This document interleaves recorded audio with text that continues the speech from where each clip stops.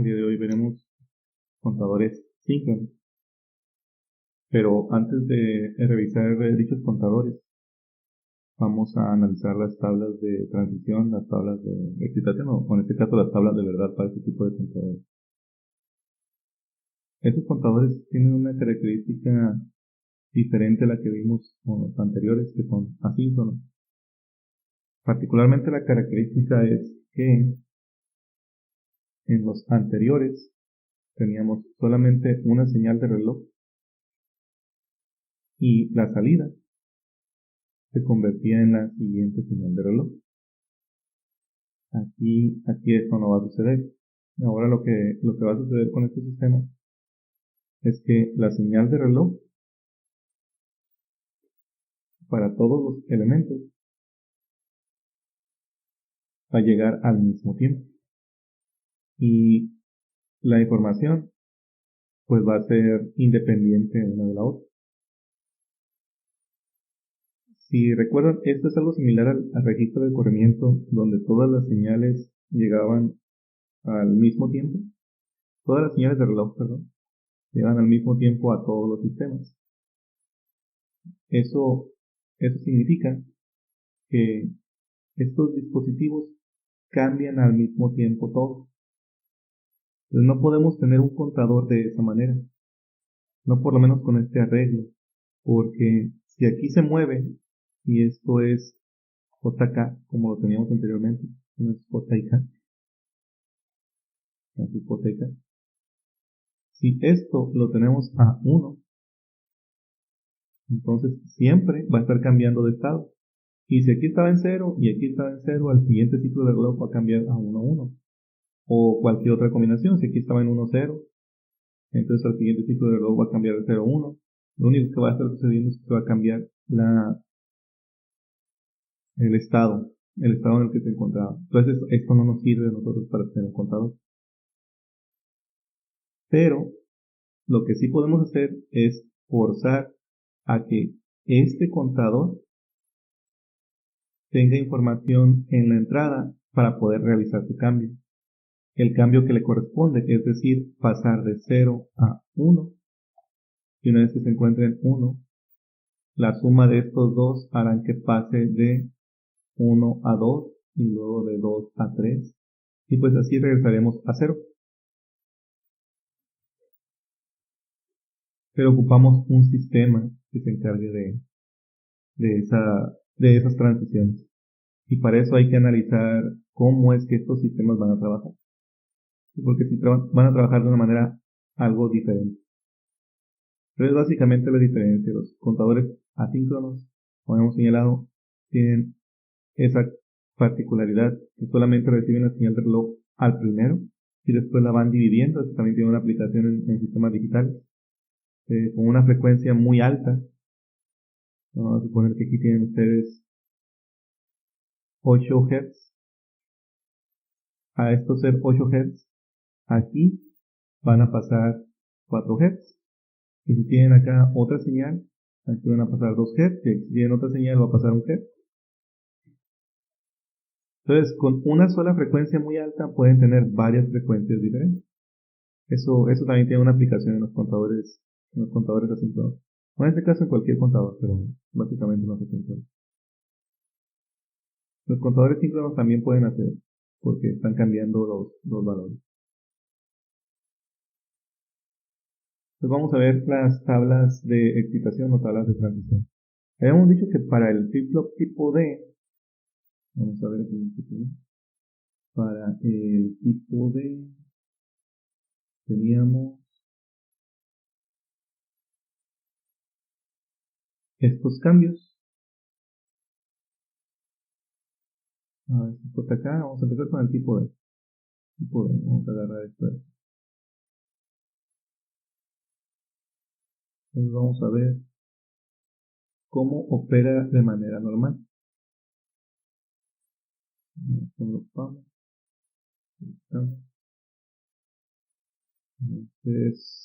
esta es la tabla de verdad del ciclo tipo D.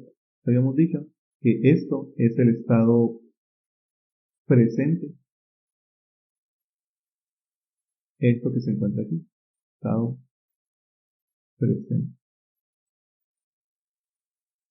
Y como lo habíamos señalado anteriormente, ocupamos saber qué es lo que va a suceder en la salida después de que se presente esta transición. Entonces, nuestro sistema ahora se convierte en uno de este tipo. Creo que este ya lo habíamos revisado en clase. Si no recuerdo mal, lo alcanzamos a ver. Creo que sí lo alcanzamos a ver. Si no, pues aquí lo revisamos. Dijimos que va a existir retroalimentación. Este para nosotros es la entrada, el D. Lo que va a suceder aquí es tener el estado presente. Y lo que vamos a generar nosotros internamente aquí en el sistema es un sistema que tenga la capacidad de generar un es posible estado siguiente. Es decir, aquí vamos a meter la información para el estado siguiente. Y ese estado siguiente va a generar un estado presente. Entonces ocupamos aquí una lógica combinacional. Vamos a revisar cómo opera esto. Por ejemplo, si ocupamos el estado presente para generar dicho estado siguiente, la salida para nuestro sistema va a ser el estado siguiente.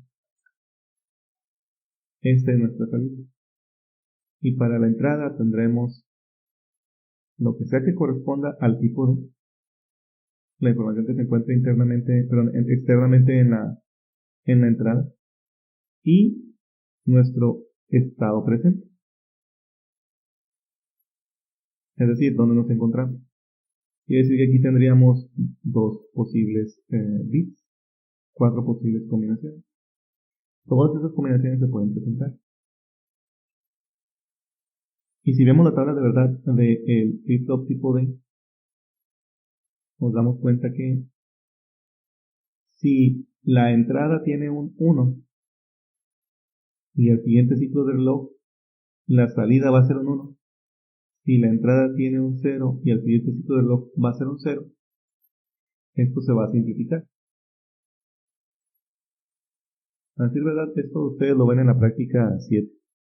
Lo vamos a revisar también cuando lleguemos a ese punto en máquinas de estado, pero en sus laboratorios probablemente lo revisen.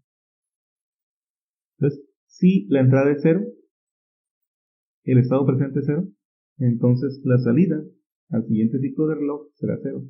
O algo que tenemos que tomar en cuenta aquí, dijimos, toda vez que estamos hablando de sistemas secuenciales, se supone que aquí se encuentra la señal de reloj. No se va a colocar y ustedes lo van a ver en sus hojas de datos. En ocasiones no les van a decir porque asumen que ustedes saben lo que están haciendo. Entonces, si la entrada es un 0 y teníamos un 0, la salida va a ser un 0. Si la entrada es un 0 y teníamos un 1, la salida va a ser un 0. Si la entrada era un 1 y la salida era un 0, pues la salida va a ser un 1. Y si la entrada era un 1 y la salida ya era un 1, entonces el estado siguiente va a ser un 0, pero no un 1. Y pues revisamos a qué corresponde esto. Esto lo vamos a hacer una vez, no ocupamos hacerlo en múltiples ocasiones. Son 2 entradas, son 4 combinaciones posibles. Entonces, si observan, tenemos D y tenemos el estado presente. Y ocupamos la información del estado siguiente. Esto es 0, esto es 0, esto es 1, esto es 0, este es 0, este es 0, este es 1 y este es 1. Entonces, si observan, para el estado siguiente ocuparíamos nosotros D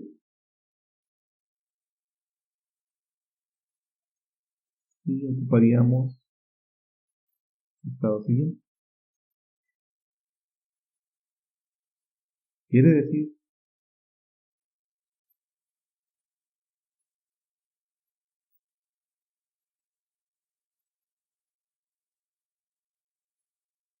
Vamos a quitar esto de aquí, esto no lo ocupamos. Y no recuerdo exactamente qué fue lo que se dijo, pero empezamos de aquí. Quiere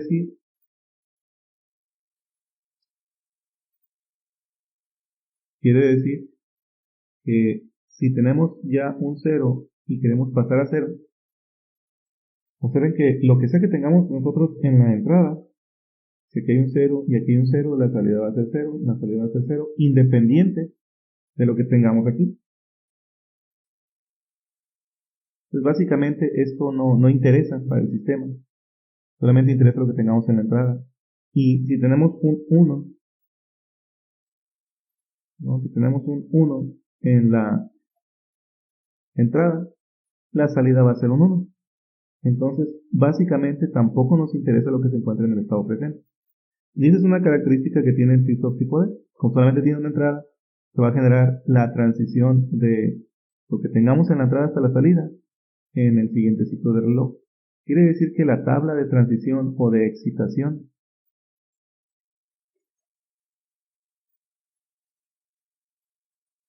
la tabla de transición es si D tiene un 0, el estado siguiente de D será 0. Si D tiene un 1, el estado siguiente de D será un 1, como lo observamos aquí. Si la entrada es un 0, no importa lo que ustedes tengan aquí. Si ya tenían un 0 o ya tenían un 1, pero la entrada es un 0, la salida va a ser un 0. Si la entrada es un 1, no importa lo que ustedes tengan acá, la salida va a ser un 1. Esta es la tabla de transición para el flip-flop tipo D. Que podemos hacer contadores síncronos con flip-flops tipo D, con JK. Ahorita revisamos el de JK. Más importante. Vamos a meter esta hoja de datos, son 7474. Aquí está la tabla de verdad. Perdón, 7476. Aquí se encuentra la tabla de verdad. Y vamos a colocar esta información. Bien, es cierto, lo tenemos en el anterior, pero vamos a utilizar esta tabla para que observen entonces de dónde proviene dicha información. No nos interesan los presets y los clears, esos ya revisamos cómo trabajan. Tampoco nos interesa mucho la situación de la señal de reloj. Lo que nos va a interesar aquí es esta parte.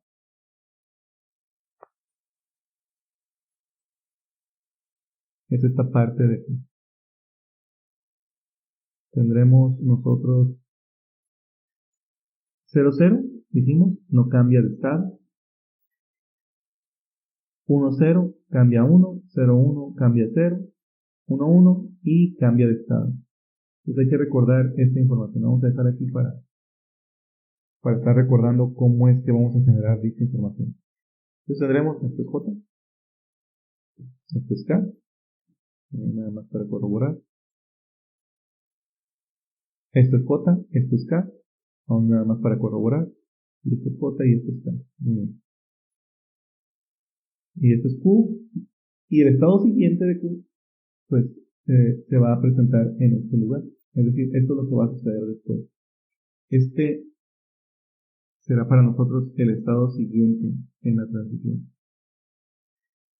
Entonces vamos a ver. Tendremos nuestra entrada J, esto acá, y nuestro estado presente. Y lo que nos interesa a nosotros es saber qué es lo que vamos a tener en el estado siguiente.